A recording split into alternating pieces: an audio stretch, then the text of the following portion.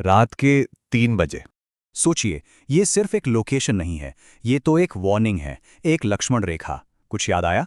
बिल्कुल वैसे ही जैसे ड्रैकुला के महल में जाने से पहले जॉनथन हार्कर को वार्न किया गया था। कहानी के शुरू होने से भी पहले हमें ये बता दिया जाता है कि दांव पर क्या लगा है। और हम सब जानते हैं, है ना, कि ऐसे नियम तो टूटने के लिए ही बनते हैं।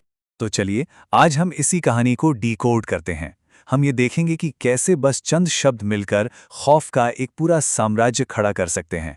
ये माइक्रो हॉरर का एक बेहतरीन उदाहरण है, कम से कम शब्दों में ज़्यादा से ज़्यादा डर पैदा करने की कला।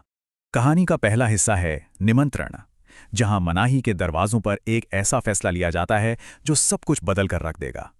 देखिए, कहानी का पहला कदम ही एक चुनाव है, और यही चुनाव सबसे खतरनाक है।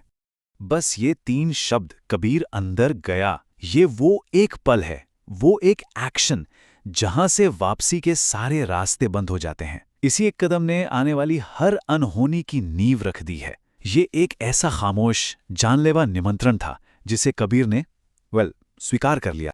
दूसरा हिस्सा, जाल बिछ चुका है। ये वो पल है जब किस्से का हीरो अपना कंट्रोल हमेशा के लिए खो देता है। अब किला अपना असली रंग दिखाना शुरू करता है और जो बाहर की दुनिया के नियम है ना, वो यहां बिल्कुल बेमानी हो जाते हैं। और यहीं से अलौकिक मतलब सुपरनैचुरल चीजों का सिलसिला शुरू होता है। खुद बंद हो गया, इन शब्दों में एक इरादा छुपा है। ये कोई हवा का झोंका नहीं था, नहीं, ये एक सोची समझी हरकत थी। उस किले की बुरी ताकत का पहला हमला, जो कबीर को बाहरी दुनिया से काट के हमेशा के लिए अपना बनाना चाहती है।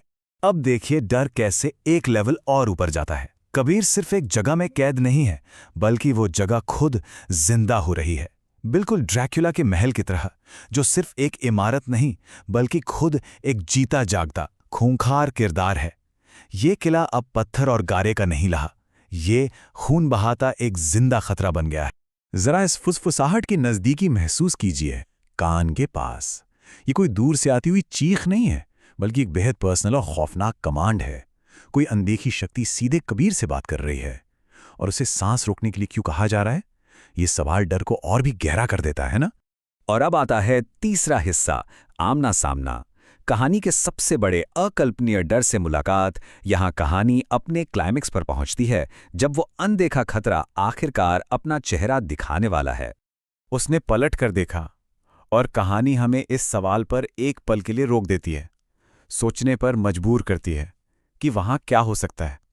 क्योंकि हम जानते हैं जो भी जवाब होगा वो हमारी उम्मीद से कहीं ज्यादा भयानक होने वाला है। और यही कहानी का जीनियस सामने आता है। कोई राक्षस नहीं, कोई भूत नहीं, बल्कि खुद का ही एक बिगड़ा हुआ रूप।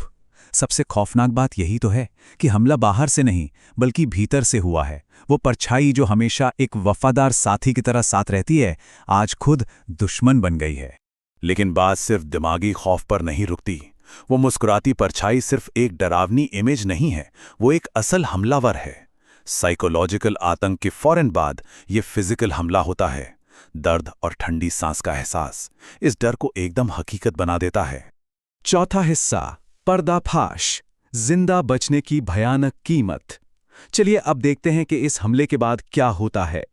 सुबह हो चुकी है, लेकिन यहां कोई राहत नहीं मिलने वाली, क्योंकि असली खौफ मौत नहीं बल्कि एक भयानक बदलाव है।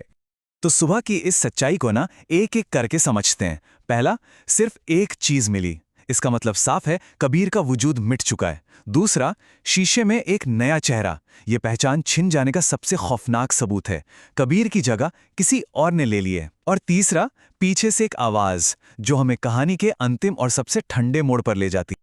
और अब आता है पांचवा और आखिरी हिस्सा, जो शायद सबसे डरावना है। श्राप जारी है। ये कहानी का अंत नहीं है, बल्कि एक नई भयानक शुरुआत है। कहानी यहां खत्म नहीं होती, बल्कि एक ऐसे डरावने साइकिल का खुलासा करती है जो कभी नहीं रुकेगा। जिस शक्ति ने कबीर को खत्म किया, उसने अब उसकी जगह ले ली है, और वो अपना अगला शिकार तलाशने के लिए तैयार है। नेक्स्ट तुम हो। ये जो आखिरी शब्द है ना, ये कहानी और सुनने वाले के बीच की दीवार को ही तोड़ देते हैं। अभी खतरा सिर्फ कबीर का नहीं रहा, ये श्राप अब बाहर आ चुका है, अपना अगला शिकार ढूंढ रहा है। और इस कहानी को सुनकर शायद अनजाने में ही हर कोई उसका अगला निशाना बन सकता है। एक ऐसा ख्याल जो देर तक जहन में चुभता रहता है।